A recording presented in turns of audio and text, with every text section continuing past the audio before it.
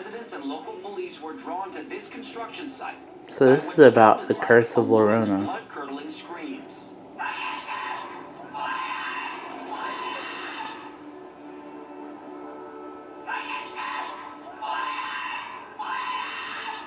Could this be Lorona, the weeping woman? Hello, my name is Alexander Alvarez Ortiz. I'm the owner of the video, the one who filmed it. That night, I closed my business at around 12:30 at night, 1 in the morning, and I went to the scene of the events. I was there for about an hour and a half. It started with a scream, and then more screams. At which point, I decided it must be the weeping woman, Lorona. The story goes that there was a beautiful young woman. She fell in love with a foreign man, had children with him, and her love affair with him didn't go so well. The only affection he gave to anyone in the family was to the children. She became incredibly jealous of the children. She ends up throwing her kids into a raging river and immediately regrets the whole thing. And as she tries saving her children, she ends up drowning herself, thus killing the children and herself. And because she committed the ultimate sins, murder and suicide, she's cursed to forever roam the earth looking for her children. You will hear her crying.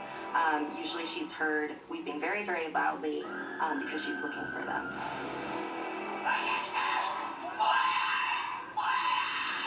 Did these screams belong to the ghost of Lorona, searching for her dead children in Piedecuesta?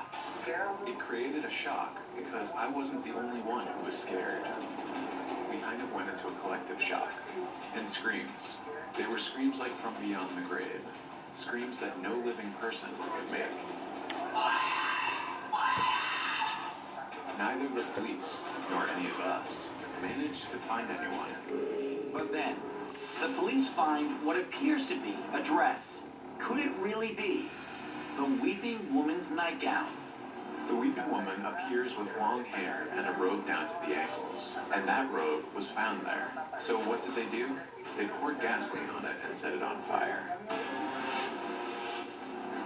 The last thing you ever want to do is burn a haunted object. And the reason for this is that energy will now be released. But the screaming didn't end there. According to Alexander, the wailing continued night after night for 6 more months. Until finally, priests put an end to it. I went recently and asked the locals. Everything has calmed down now. It's quiet now. Because the priests went, they poured holy water. Although it's possible the weeping woman has moved on to another town in search of her children, Piedecuesta will not soon forget her screams. After hearing those screams and those cries, nobody wanted to buy the property, buy the lot, and it was just left there. And it just sits there, empty, still. Number 85.